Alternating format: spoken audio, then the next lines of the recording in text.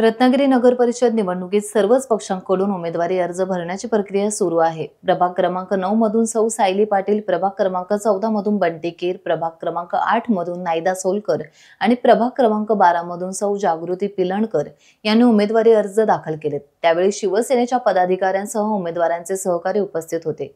या चारही मतदारसंघात या उमेदवारांमुळे निवडणुकीत रंगत वाढणार आहे।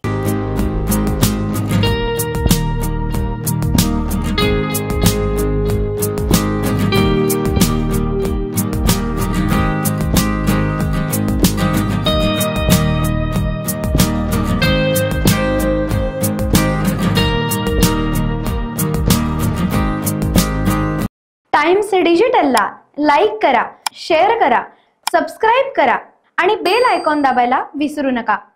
Times digital.